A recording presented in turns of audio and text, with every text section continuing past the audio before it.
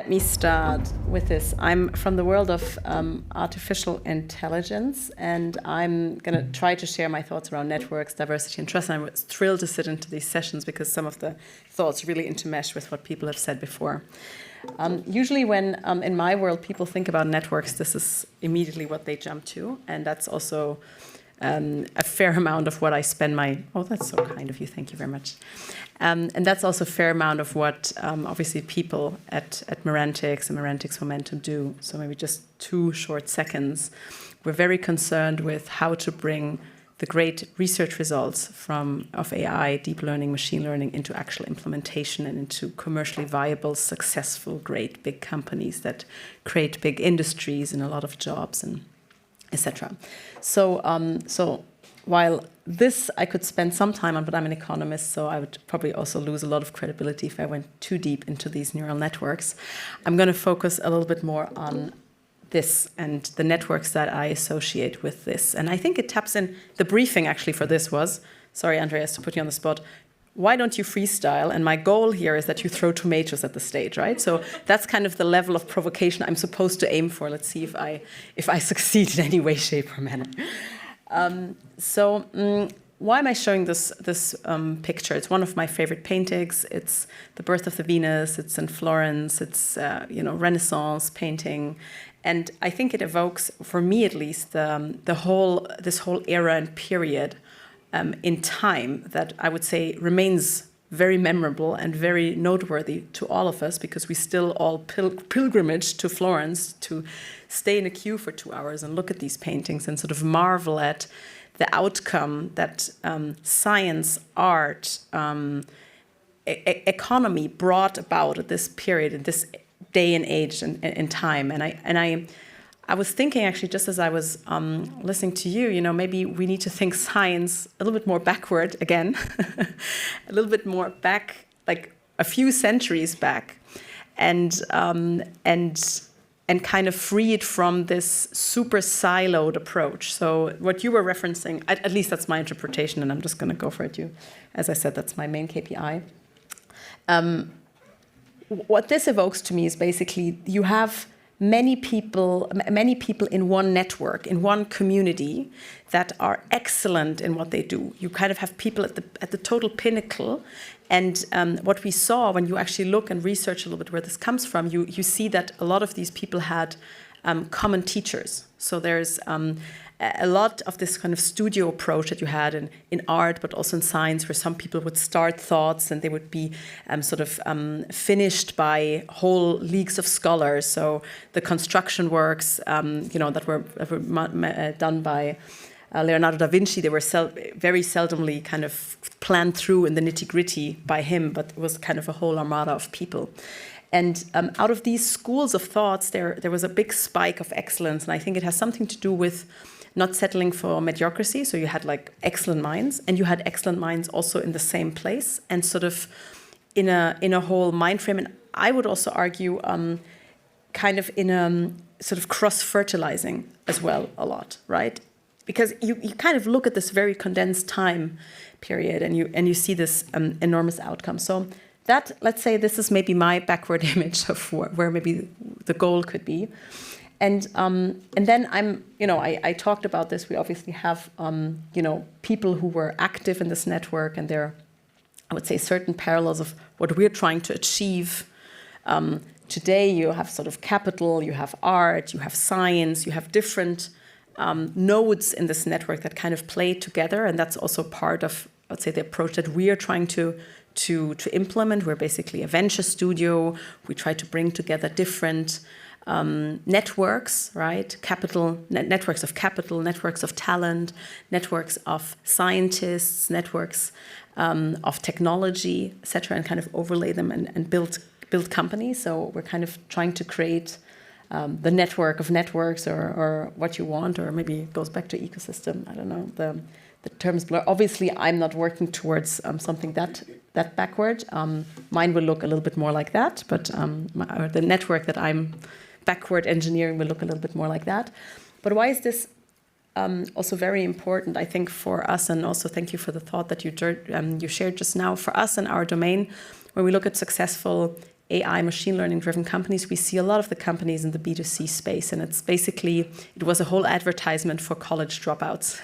I would say a whole decade went by, like, you shouldn't go. There were actually also prizes, I think, by Peter Thiel, so kind of, handing out money for people who would abandon college education altogether. And now, and this also goes back to the problems and the type of missions that we're trying to accomplish now in the future.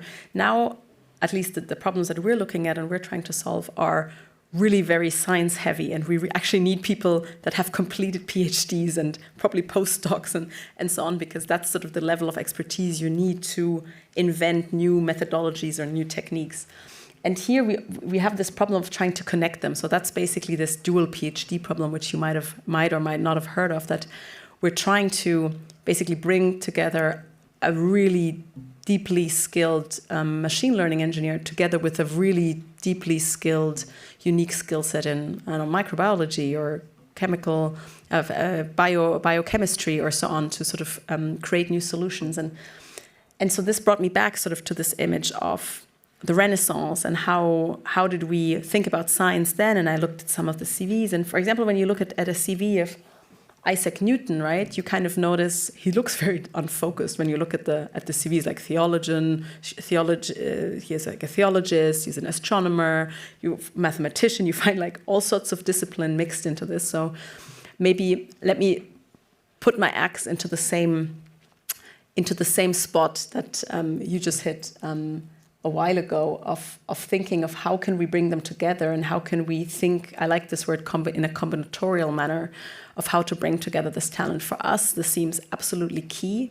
And as I'm standing here now and thinking, okay, like what could or should we imagine? Like what, I love this idea, and I love to hear more about how this PhD program is developed. I mean, it seems that the current system is bringing out very skilled, super knowledgeable people. A lot of patents are being created, right? There's a lot of knowledge. These great prizes are solved. And still, I'm kind of thinking, how can we change the system still a little bit more? And I was actually, before I came onto stage and like a few weeks before, thinking about what would a new scientific paper look like where we actually think about the impact things create.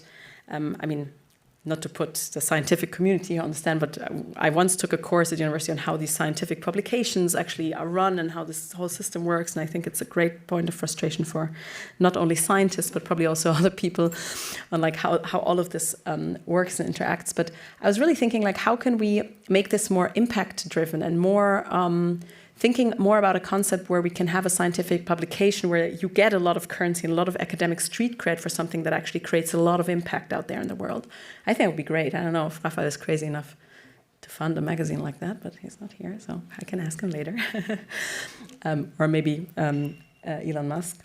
But this is basically something that we are trying to solve very actively, and we realize that it takes a lot of networks to kind of get to actually attract the top talents in each field. You then need a certain stylization, right? Because people want to also get remunerated in their currency, right? And people who are business-driven think maybe different than people who are scientific-driven. How do you get somebody who's great and has published all these papers to abandon this career maybe and found a company, right? That's a real issue. Can't you get any street cred for that?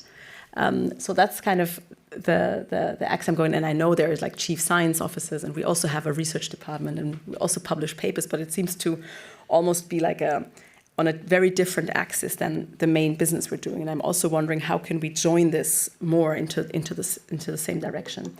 So now the other slides, I don't know, since I'm freestyling a bit, maybe don't make so much sense anymore, but let me show to you my remaining thoughts. So obviously, this has to look much more diverse. I want to say I'm seconding almost what you're saying. I'm not saying we should rebuild the past. We should obviously think about how should it look like in the future. But these are all three women in the AI sector who are excellent in what they do, who are at the pinnacle of science, and who are highlighting very important, also partly very mission-driven topics.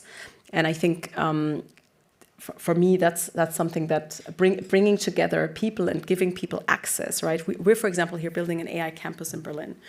And basically, it's like an access point into these networks. It's basically like a node through which you can connect through all these people. Because obviously, like today, Richard Sucher was here for lunch, and he was basically talking about, his newest ideas in AI, and he's like an NLP god and so on.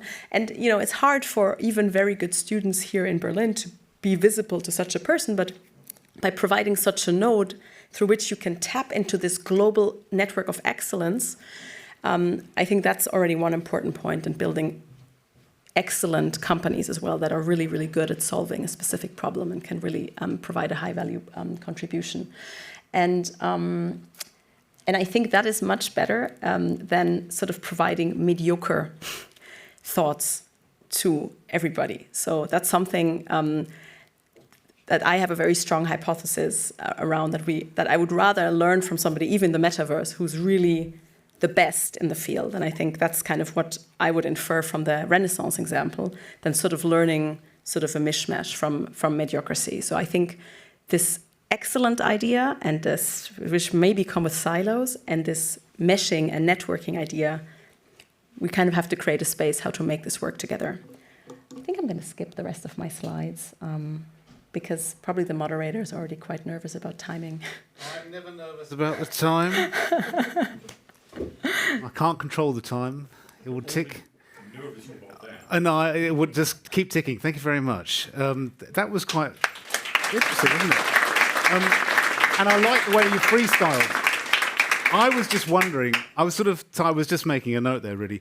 Your comment about Newton having been everything, sort of thing, done all sorts of things, isn't by extension one of the problems we have today that everybody is so specific? I would argue yes, but yes to which bit? Yes, that it's a problem. I mean, that's the whole issue that I was trying to talk about. The dual PhD thing is like people are super specific, but they have to make the connection to the other 7 people they need to build an impactful company. Okay. And is it worth looking at how it got to that point? Why everybody had to become so specific in their fields rather than actually sort of walking out? I mean, sorry, just to go on a bit of a, totally. Freestyle ramble, Yes, this is what I tell people in my office. Go out on the streets and use your nose and use your eyes and sniff out a story, right? But people don't do that. So we're looking at all the data, we're looking at what people might like, what they are reading, and trying to predict all these factors and getting very specific, rather than actually using the gut. In fact, when you start talking about the gut, people start... get rid of it. I'm not sure where you're going with that now. But. No, but you know what I mean. So I'm just wondering. So is it? I've done a funny again without even meaning it. Okay. I better shut up. Any questions? No. Yes. Excellent. At the back. And Paul, you're right there. Thank you. Hiya. I really enjoyed all 3 of the talks and how they built on each other as well. What made me think now, because you also mentioned the drive to publications and kind of being specific there, do we need a new set of values? Because I think in the VC world, right, we're seeing more impact investors, where we're talking more about impact and less, I mean, obviously growth is a big part of it, but we're realizing that impact is also something we should strive for. Is that something that the scientific community can take up a little bit more from the get-go? I'd love to hear a ramble about that, please. Thank you.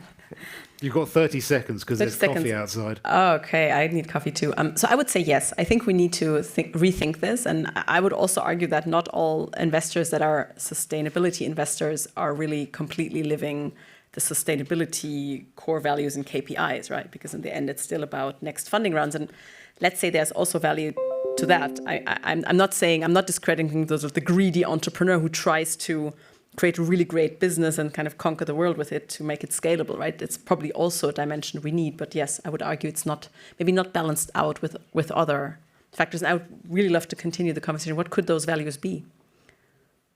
What if it's not citations? What if it's something else? Sorry? Outreach, for example. Outreach?